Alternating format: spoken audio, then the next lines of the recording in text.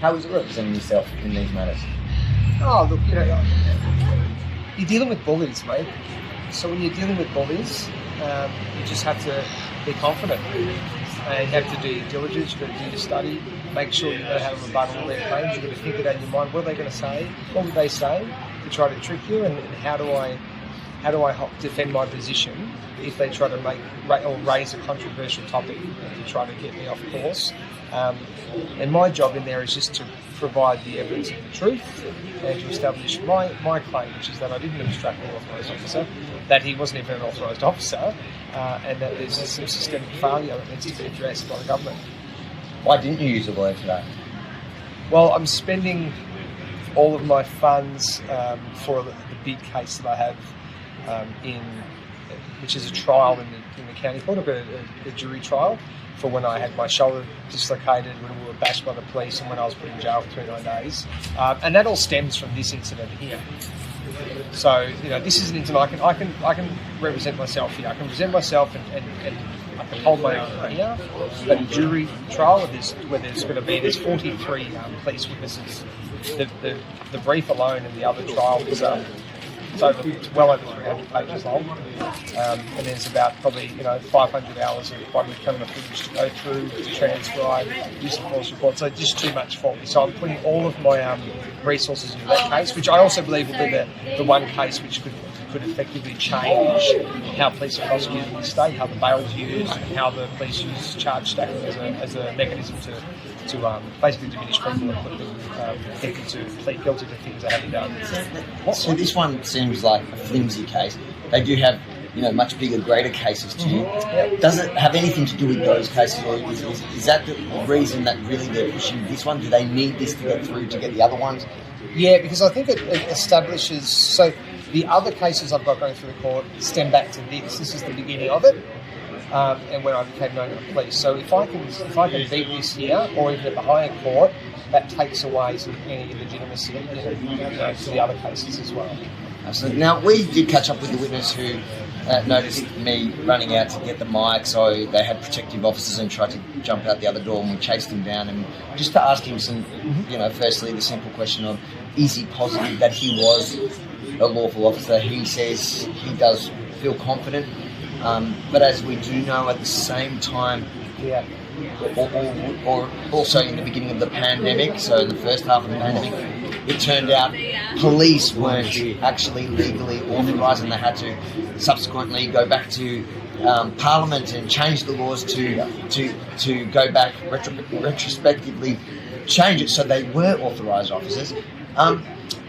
If it turns out that he was unauthorised, beyond just your case, what do you think should happen? Well, they're going to have to change the legislation for a start. I think all those people that have been pursued by like all of those cases where the authorised officers gave prosecuted people or pushed any of these charges onto business owners, they all need to be removed, people need to be refunded, people need to be compensated for any trouble. Because you've got these people that claim to be authorised officers, unauthorised, going around shutting people's businesses down, clubs down, all the rest of it, and they didn't have authority. So there has to be some kind of compensation, I believe, to make things right. What about the taxpayer who funded these so-called authorised officers, who, if it turns out they really were unauthorised, what should happen? I haven't even thought about that. That's a good point that you raised. I don't know. Yeah. Should they pay us tax? I can't see that happening, but yeah, I think they should. Yeah. And we also, I got in a couple of questions. I asked him if he was proud of his work during the pandemic. He says he was. What would you say to him now that he's not on the stand anymore, but what would you say to him with regards to his work and how proud he feels about what he did, even now, what we know around COVID? Everything that they've been doing is a fraud. Whether the legislation exists or not, it's a fraud. Okay, to shut people's businesses down, based on what the chief health officer. But hang on, every other country is doing the same thing. They're all lockstep, pushing the same agenda. And it's going back to that World Economic Forum, which is where you were at their Davos event. So, and then who are they anyway? So they're saying they're government. but they're unauthorised, and I think we're going to get the win there. And then as the government, they're saying, well, we're enforcing this for your safety, but they're getting their marching orders from the World Economic Forum, which is just a bunch of old men and women, and there's some younger ones too, but the ones running it are these older crew who have really no interest in our country other than dominating and controlling us. They don't have any right to this nation, to our land. Who are they? Are they citizens of this country? No. Are they? Do they live here? No. And they're telling our governments what we should and shouldn't do in a situation based off no objective evidence. For him to be proud of it, he either has to be ignorant or he's just an evil prick. And I don't know which one it is. I hope it's not the latter.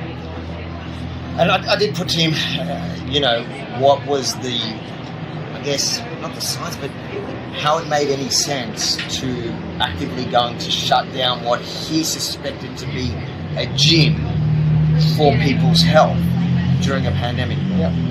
He didn't really respond to that.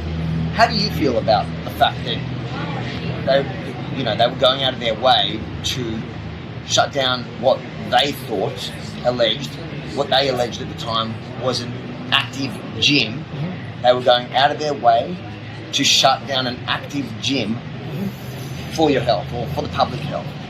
Yeah, they didn't have any reasonable grounds really, other than people, Gary Clegg ringing up and making a complaint, which always happens. People make complaints because they're those sorts of people.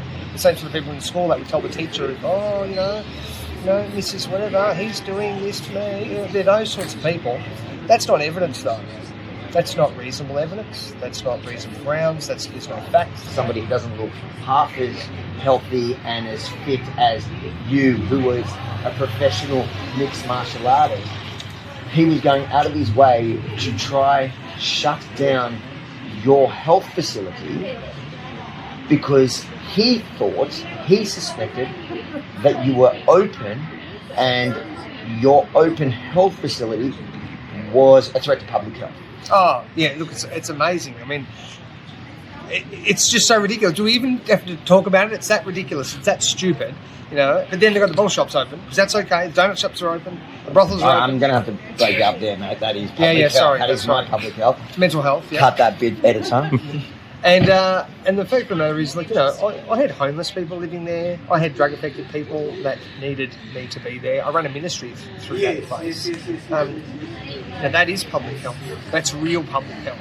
Not this garbage, this guy that's just, following the World Health Organization, the World Economic Forum, and enforcing tyranny on this. I'm actually helping people in the community. That's what I do. That's the definition of what I do. That's the outcome that I've been producing for years. And I really don't care. Morals come first. I believe in God. There is a God. Okay, I've got a conscience. I'm going to follow that, regardless of what these people that are moral abdicators have to say on the matter. I don't care anyway. But the legislation doesn't enable what they did, and we've been very diligent, and we've got the evidence to prove it. We'll be back on 9th of December to see the outcome of this hearing. Thanks, mate.